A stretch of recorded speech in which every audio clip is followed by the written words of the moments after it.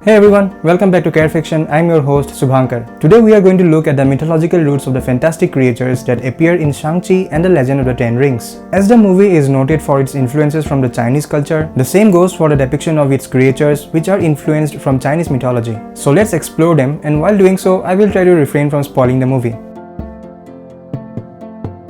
At first, we have this fluffy little creature named Morris in the movie. It is based on a mountain-dwelling primordial patron god existing in ancient China called Dijiang. This mythological entity, believed to be based in Tian Shan Mountains, has 6 feet, 4 wings and no face. Dijiang is mentioned in an ancient text titled Classic of Mountains and Seas, also known as Huli Jing. This text is a compilation of mythic geography, beasts and creatures. The roots of this text can be traced to as early as 400 BC, and it contains 18 sections describing medicines, animals and geological features. According to this text, Dijiang loves singing and dancing. In other sources of Chinese mythology, it is thought that Dijiang is a representation of Hundun. Hundun is a primordial faceless being who is referred to as a harbinger of chaos in Chinese cosmogony.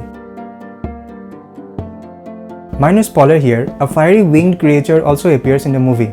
Fenghuang are mythological birds found in Chinese mythology that rules over all other birds. Originally the males were called Feng and the females were called Huang. But the gender distinction went away, and today it is depicted as a single feminine entity. It is compared to the phoenix from Western mythology. The Classic of Mountains and Seas, as mentioned previously, depicts Fenghuang as a 9-headed phoenix. According to Arya, the first surviving Chinese dictionary, Fenghuang is made up of the beak of a rooster, the face of a swallow, the forehead of a fowl, the neck of a snake, the breast of a goose, the back of a tortoise, the hindquarters of a stag, and the tail of a fish. The rare appearance of this immortal bird is believed to be an augury of harmony, virtue, and grace. Accordingly, its head represents virtue, the wing represents duty, the back, propriety, the abdomen represents credibility, and the chest represents mercy. Its body contains the 5 fundamental colors: black, white, red, yellow, and green. It is believed that the bird only appears in areas or places that are blessed with utmost peace and prosperity or happiness.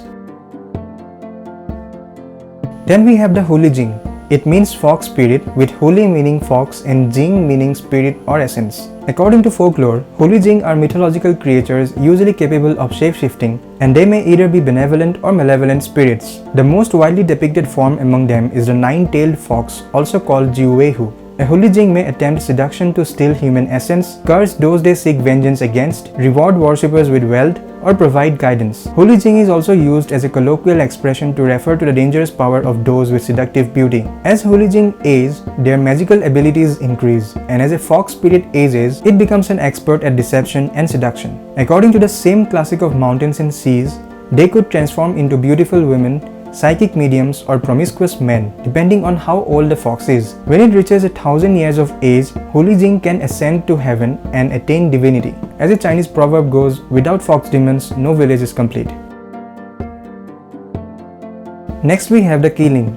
The Qilin is a mythical one-horned chimerical beast from the Chinese mythology. The appearance of the Qilin is said to be an omen for the imminent arrival or passing of a sage or an illustrious ruler. Qilin is often translated into the Western concept of the mythical unicorns. The first known mention of the Qilin is in the 5th century BC text of ancient Chinese narrative history, called the Commentary of Zhuo or Zhuozhuan. The first Qilin is said to have appeared in the garden of the legendary Yellow Emperor in 2697 BC. They are often associated with emperors, establishing them as divine rulers.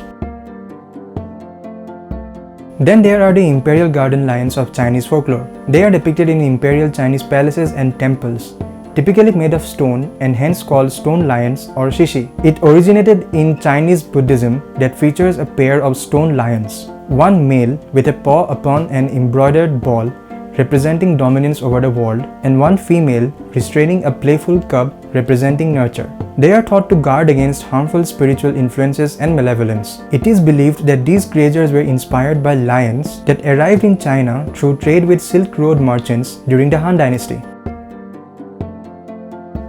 And finally, dragons. The dragon shown in the movie, also called the Great Protector, is a water dragon. The dragons from Chinese and other Asian mythologies are commonly depicted as benevolent and heavenly beings. Across the Chinese mythology, there are several myths and legends associated with the dragons or longs. But according to several ancient Chinese cosmogonists, there are typically 4 types of dragons. The celestial dragon, also called the Tianlong, who guards the heavenly dwellings of the gods, the dragon of hidden treasure called the Fuzanglong, the earth dragon Dilong, who controls the waterways, and the spiritual dragon Shenlong, who controls the rain and winds. I'm not sure which specific dragon inspired the movie's dragon, but if you know, please do comment. Historically, the Chinese dragon was associated with the Emperor of China and used as a symbol to represent imperial power. They are generally depicted as a four-legged animal with a scaled, snake-like body, horns, claws, and large eyes. Fun fact, the dragon's eyes were based on Fala Chen's eyes. So that was briefly about the Chinese mythological creatures in the movie. Let me know if I have missed anything. Thank you for watching this video.